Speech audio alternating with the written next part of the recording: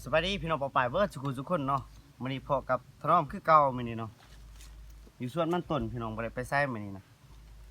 อยู่กับน้องสาวอันนี้ก็มาเด้อพี่น้องเด้อ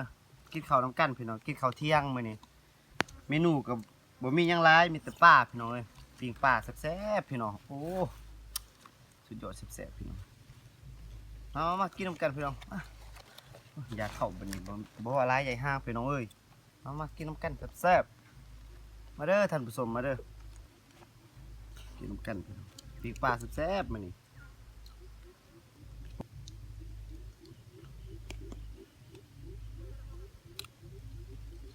นี่ปลา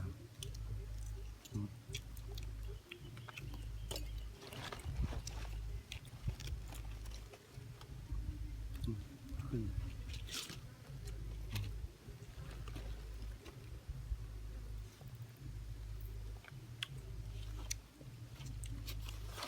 มาพี่น้องมา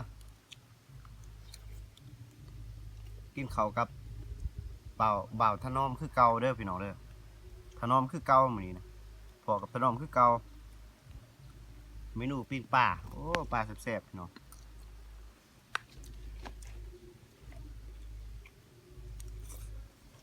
มากับน้องสาวแล้วก็กับแม่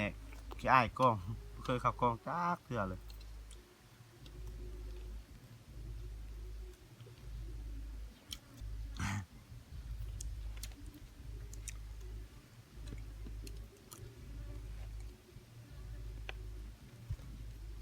ปลาคุยเจหมกเพชรนี่เจหมกเพชรคำใหญ่ยะแซ่บเนาะกินข้าวเที่ยงแซ่บ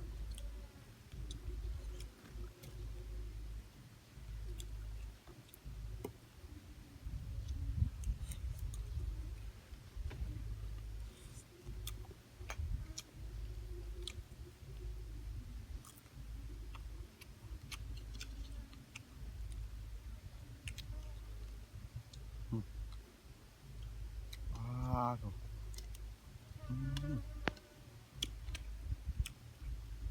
แซ่บ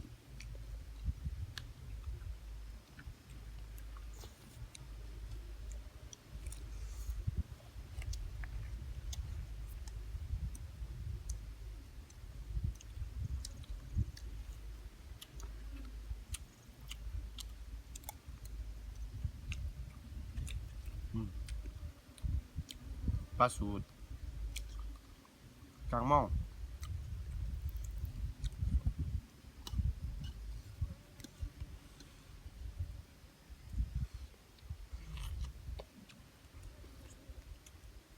ผักหญ้าบริมีปลาสดๆเนาะ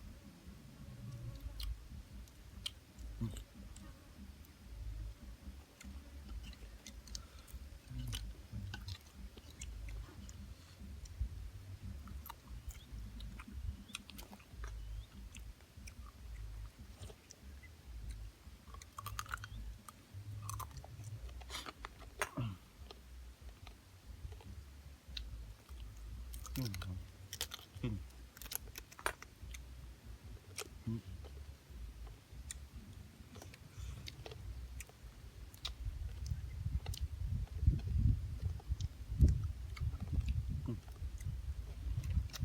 บรรยากาศอยู่สวนมันต้นเนาะหากระปุกตัวซ้ำมือนี่ไม่ได้ว่างมาปลูกสวนเลยเด้อ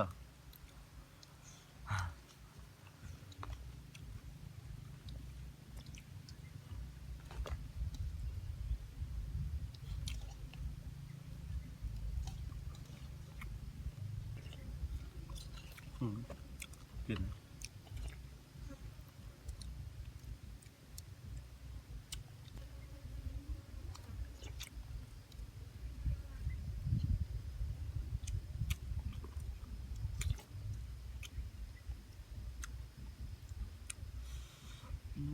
ครับ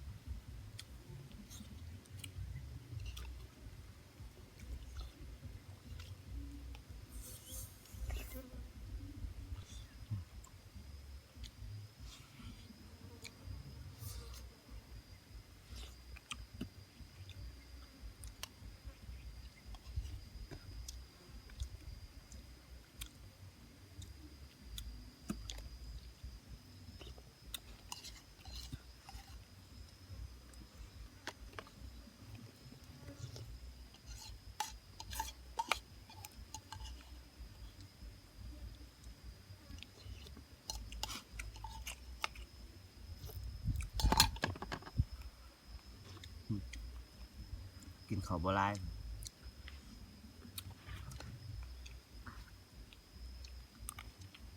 กิน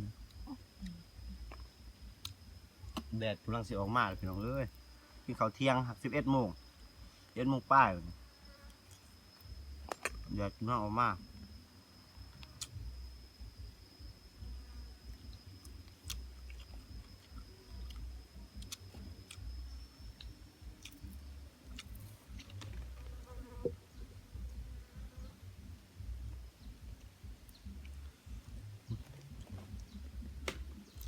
ให้พี่น้อง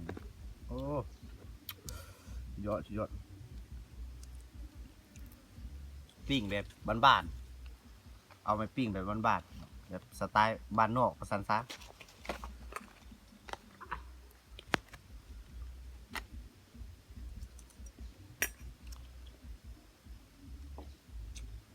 เห็นไหม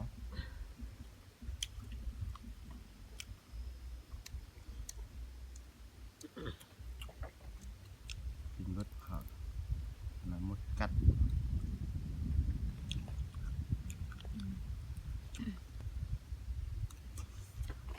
กัก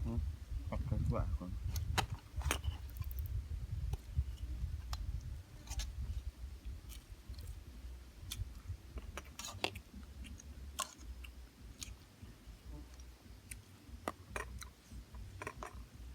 เมนู2 อย่างพี่น้องไม่ลืมเหมือนกันปิ้งป้าครับเห็ดอ้อมผักอหย่างวะผักกาดบ่ผักกาดนี่แหละแล้วก็กับปลาหน่อยอ้อมแบบบ้านๆ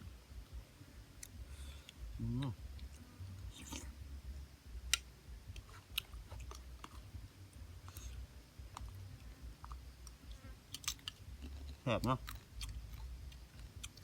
แซ่บไปเรื่อยกินกินมากินปากเลยกินเบิด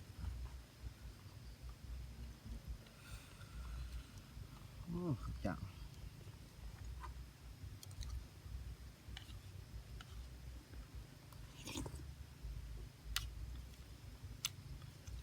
ดิ้นไปได้ไทยพี่น้องช่วยกดติดตามให้หน่อยเด้อพี่น้องไม่อยากเบิ่งกันแน่สนับสนุนกันแน่ดินบริไทยดินส่วนมันต้นบริไทยบริอันนี้นะมีแต่ขุดปลูกเท่านั้นสู่ชีวิต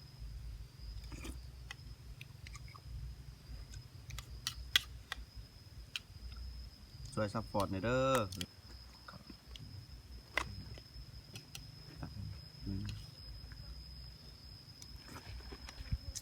กินได้ไล่มื้อนี้ไปกินข้าวเช้านะเพราะว่ามันแห้รสพี่น้องป่าเบ้อจุกุทุกคนเนาะพอกับบ่าวถนอมคือเก่ามื้อนี้นะอยู่ส่วนโอ้บ่ได้เฮ็ดคลิปหลายมือหลายเว้น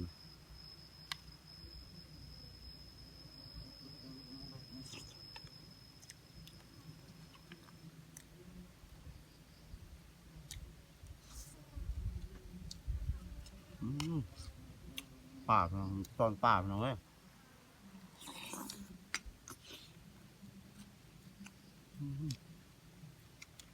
ปรากฏเหรอ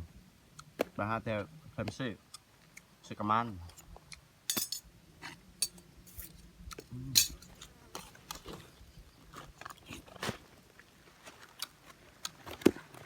แบบที่ยังกระเฮ็ดแบบสไตล์บ้านๆสไตล์บ้านนอกเว้ย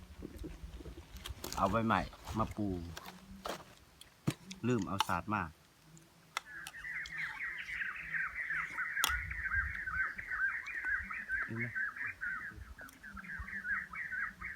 ขึ้นมาเปล่าชอบกินเวลาโบราณอีกไปหัวป่าเนาะ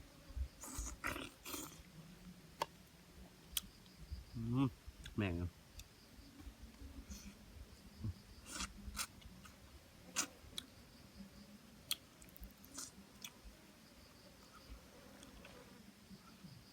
มัน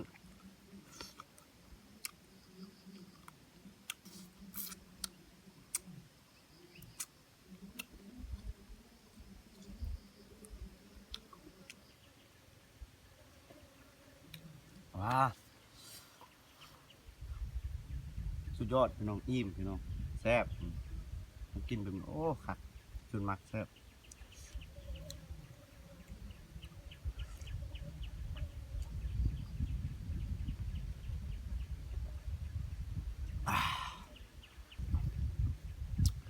โอ้คักพี่น้องสไตล์บ้านๆคักแซ่บไปพี่น้องถนอมคือเก่าสุดท้ายนี้ก็ฝากกดไลค์กดแชร์หน่อยเด้อขอเป็นกำลังใจเนาะติดคลิปต่อไปเนาะบ๊ายบาย